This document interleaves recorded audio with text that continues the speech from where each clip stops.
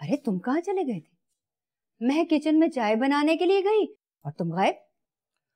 तुम्हारे लिए खुशखबरी लेने गया था। अब हमारे ऐसे नसीब कहाँ। महविश ने अजीम साहब से शादी करने से इनकार कर दिया। क्या क्या? फिर से कहना। कितनी बदनसीब हो तुम बिल्किस बेगम। ना तो तुम किसी बेटी की मां बन सकी और ना ही किसी को अपनी बेटी बना सकी। अल्लाह ना करे मैं बदनसीब हूँ। अल्लाह का लाख लाख शुक्र है, 2 शेर जवान बेटों की मां हूं मैं। शायद इसीलिए शायद तुम इतनी बेहिस हो।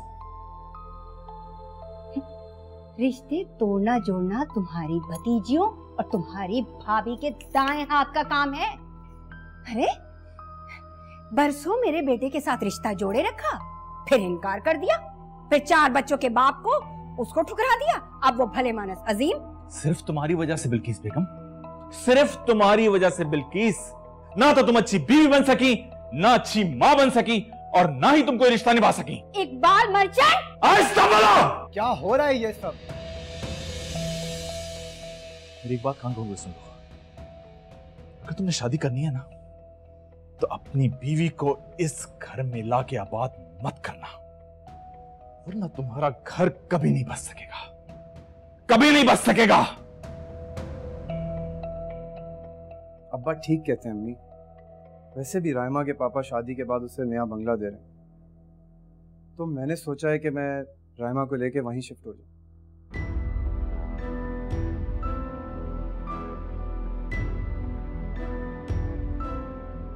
नया बंगला?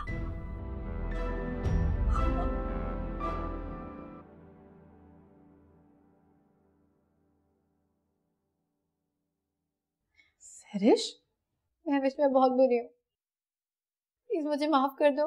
नहीं सरिश, मुझे तुमसे कोई शिकायत नहीं है, तुम प्लीज रोना बंद करो। तुम प्लीज शादी से इनकार मत करना, वरना अम्मी अब्बू हमारे सदमे के मर जाएंगे। सरिश, मैंने अम्मी अब्बू की खातिर ही तो इनकार किया है। मैं जानती हूँ महविश, तुमने इनकार मेरी वजह से किया है। उस दिन पता नहीं गुस्से में आके मैंने जान को पता नहीं क्या कुछ कह दिया। मैं उनके सामने एतराफ कर दूंगी कि मैंने सब झूठ कहा था। तुम चाहे मेरा गला दबा दो, लेकिन प्लीज शादी से इनकार मत करना। महविश मैं तुम्हारे आगे हाथ जोड़ती हूँ। नहीं सरिश, ऐसा मत करो। अगर तुम्हें अम्मी अब्बू की तकलीफ का अंदाजा हो गया है तो मैं अपना इनकार वापस ले लूंगी। महविश,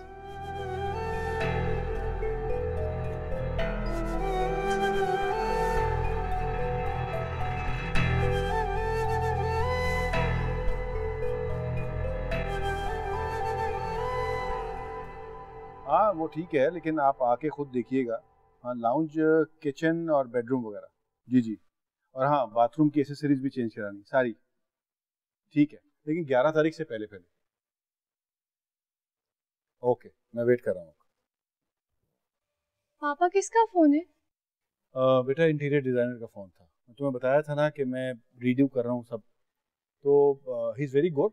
अगर तुम चाहो तो उसे अपने ससुराल में बुलवा लो, अपना बेडरूम दिखाओ, उसे सेट करवा लो। पापा, फैसल की अम्मी छत पे रूम बनवा रही है, वो भी टाइल्स वाली छत। मैं वो डेकोरेट करवाऊंगी। अरे बेटा, तुम और फैसल क्या कर रहे हो? वो घर दिया तो है तुम्हें। तुम लोग की प्लानिंग मुझे समझ नहीं आ रही। सॉरी पापा, मुझे कुछ नहीं चाहिए, ना घर और ना ही कोई इंटीरियर डिजाइनर की सर्विस चाहिए। आप परेशान मत हो। हाँ, अगर आपने अपना रूम चेंज करवाना है तो जरूर करवाएं, किचन मत चेंज करवाएं। आपको पता है कि मामा ने कितने शौक से किचन अपनी मर्जी से ठीक करवाया था। ठीक है, मैं सोचता हूँ। थैंक यू पापा। ओके।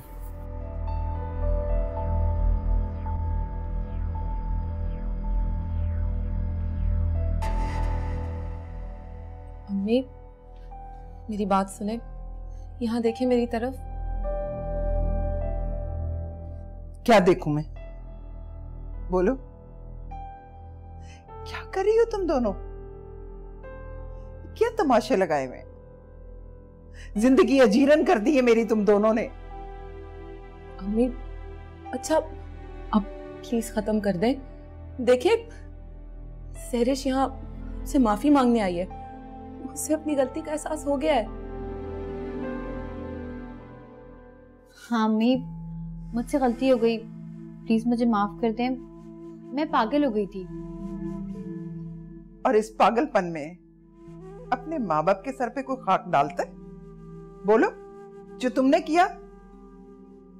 और तुमसे तो मुझे बहुत ही गिला। क्या जवाब दूंगी मैं जुलेखा बेगम और अजीम साहब को कि क्यों इनकार किया तुमने? सिर्फ इस वजह से कि तुम्हारी बहन ने तुम्हारे रास्ते में कांटे बोए? तुम्हारे अब्बू आएंगे तो क्या कहूंगी मैं उनसे? अम्मी आप परेशान नहीं हो, महविश ने अपना फैसला बदल लिया है। महविश की शादी उसी दिन होगी, और वो भी अजीम भाई के साथ। बस आप खुदा के लिए मुझे माफ कर दें। और तुमने मुझे बहुत दुख दिया सहरिश, बहुत दुख दिया मुझे तुमने। बल्कि इसने तुम्हारी वजह से मेरी बेइज्जती की है। अम्मी मैं अपने रास्ते से भटक गई थी, पता नहीं मुझे क्या हो गया था। मुझे माफ कर दें। आइंदा आप जो कहेंगी मैं बस वही करूंगी। अम्मी प्लीज, अम्मी अम्मी नाराजगी छोड़ दे। छोड़ दो। अम्मी अम्मी प्लीज।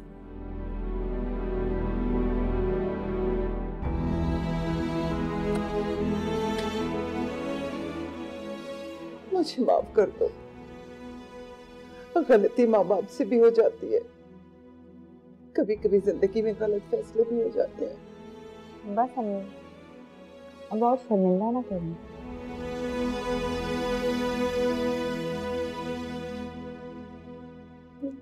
तुमने अपना घर बसा लिया, पर मेरे पापा की कोई फिक्र नहीं है तुम्हें। तुम्हारे पापा की शादी कराना मेरी जिम्मेदारी नहीं। पर ये तुम्हारा फर्ज तो है। पागल लड़की। अरे अपने आप से बातें कर रहे हैं क्या? नहीं नहीं, बोले। अच्छा बेटा ये बता, तेरी रायमा आ जाएगी तो क्या तू हमें छोड़ के चला जाएगा? अम्मा, ये आपने कैसे सोच लिया कि मैं कभी आपको छोड़कर जा सकता हूँ? लेकिन वो जो तुम्हारी बीवी को उसके अब्बा ने बंगला दिया है, वो देते हैं तो दें, इससे मेरा क्या लेना देना? तू तो बता रहा था मैं देख के भी आया हूँ। हाँ, देखकर तो मैं आया हूँ। कैसा था? अच्छा था, बड़ा था, खूबसूरत था। अच्छा है कहाँ? यही डिफेंस फेज 4 में। फेज 4? अरे बेटा वहाँ तो बहुत बड़े बड़े बंगले हैं। वो तो है। फिर तो महविश की लॉटरी निकल आएगी। असीम की बेटी रुखसत होकर यहाँ आ जाएगी और वहाँ महविश का राज हो जाएगा। आप क्या सोच रही हैं? अरे बेटा मैं ये सोच रही थी कि हमारा ये घर रायमा के मयार का नहीं है। देखो ना, जब दिन चढ़ता है तो छत पे सूरज आग फेंकता है। सूरज है, आग ही बरसाएगा। ऐसे बेटा मैं तो कहती हूँ तुम्हारे ससुर जो बंगला दे रहे हैं ना, शादी के बाद बीवी को लेके वहीं पे शिफ्ट हो जाओ। और आप लोग? अरे बेटा तुम जिद कर रहे हो तो हम लोग भी तुम्हारे साथ ही शिफ्ट हो जाएंगे, फिर बाद में हमें मना ना कर देना।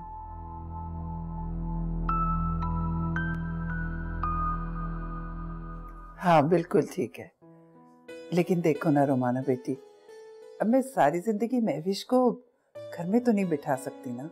आंटी आपने बहुत मुनासिब फैसला किया है। अजीम भाई महविश का बहुत ख्याल रखेंगे। रही बात उसके जहेज की, तो वो मेरे पास उसकी अमानत रखी है।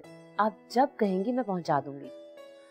बहुत शुक्रिया बेटा, तुमने हमारा बहुत साथ दिया। नहीं आंटी, महविश के लिए तो मैं अपनी जान भी दे दूं तो भी कम है। आप सर दानिश को बहुत मुबारकबाद दीजिएगा मेरी तरफ से। हाँ हाँ जरूर, क्यों नहीं। तुम भी अपना बहुत ख्याल रखना बेटा। अल्लाह हाफिज। खुदा हाफिज। वैसे तुम भी कमाल करती हो जीनत। हमने जहेज में महविश को दिया ही क्या था? वो तो हमें हारिस ने मना कर दिया। फिर जितना भी दिया था तो बहुत कीमती ना, अब छोड़ा तो नहीं जा सकता ना। खैर, अब तुम सैरिश की फिक्र करो, उसके लिए कोई अच्छा रिश्ता ढूंढो। अल्लाह करे कि महविश खैर व आफियत से अपने घर की हो जाए।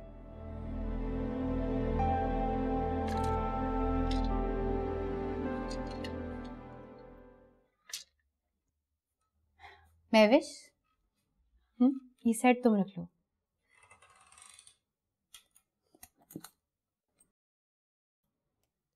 नहीं सैरिश, ये सेट तो तुम्हारा है। तभी तो कह रही हूँ कि तुम रख लो। तुम ऐसा क्यों कर रही हो? तुम्हें पता है ना मेरा सारा जेवर रुमाना भाभी के पास है, वो वापस दे देंगी। देखो कितना खूबसूरत है, और तुम्हारे ऊपर तो और भी खूबसूरत लगेगी। रख लो। नहीं, गिफ्ट समझ के रख लो।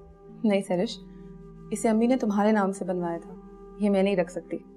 ये लो, वापस जाके रख दो। और हाँ, किचन में आके मेरी हेल्प कराओ, हम दोनों आज कुछ मजेदार सा बनाते हैं, ठीक है? जल्दी से आ जाओ। फैसल भी तो मेरे नाम से था बरसों से, लेकिन तुम्हारी वजह से आज वो किसी और का हो गया, मेरे नाम से।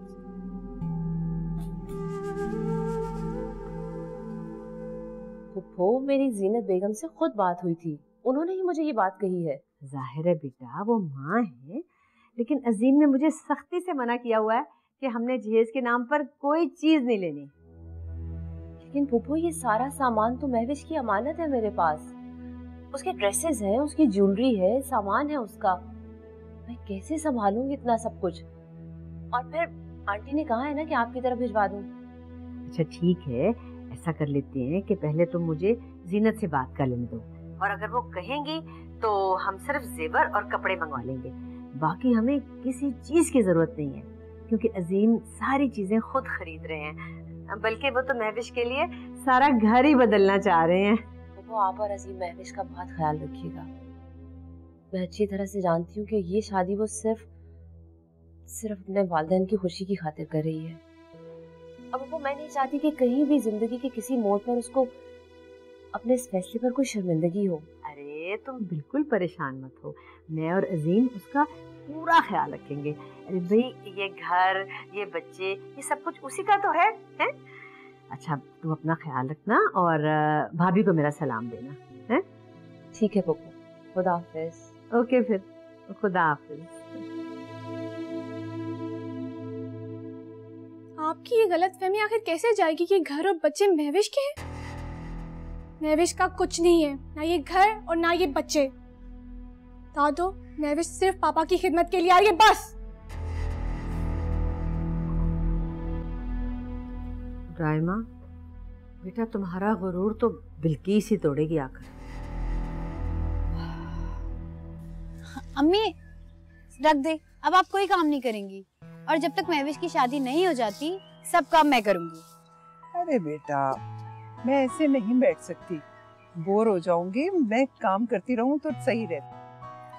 आप सिर्फ महविश की शादी की तैयारियां करें, सारे काम मैं कर लूंगी। और हाँ, मैंने वो बड़े वाले बक्से में से सारा सामान बाहर निकाल दिया है, आप जाकर देख लें क्या क्या निकालना है महविश के लिए।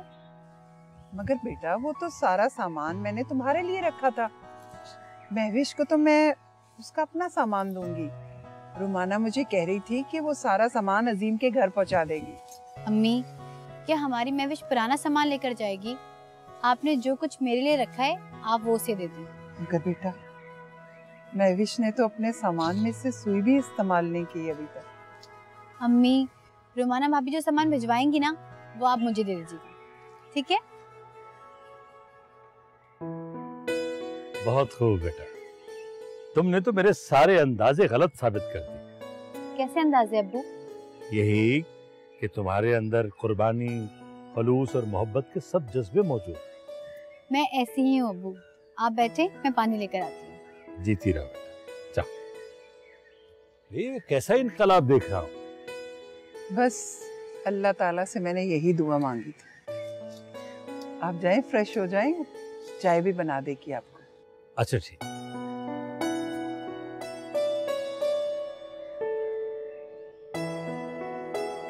जी जी ठीक है, ठीक है, ठीक है, मैं करता हूँ, मैं कॉल करता हूँ। ओके।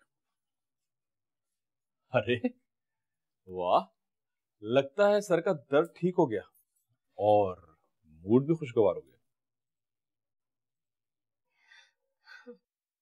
तो तुम क्या सोच रहे थे? बहाना कर रही हूं मैं सर दर्द का? एक बार तुम्हारी भाभी के तानों ने मेरा कलेजा नोच लिया था।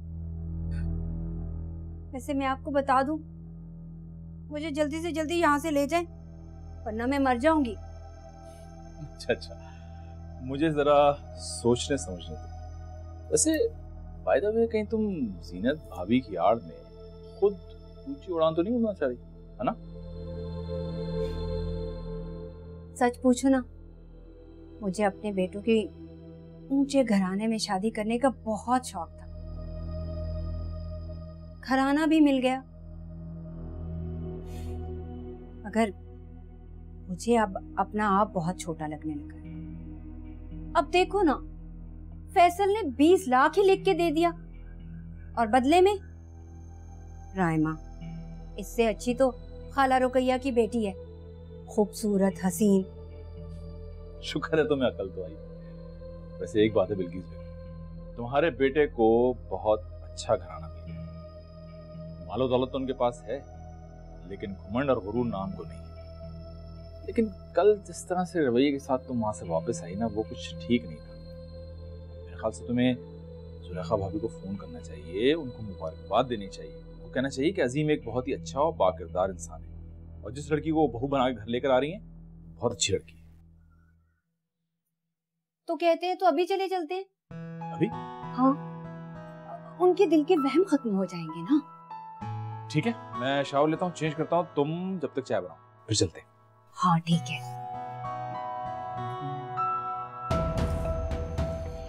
20 लाख के बदले में 20 करोड़ वसूल करूंगी जुलेखा बेगम।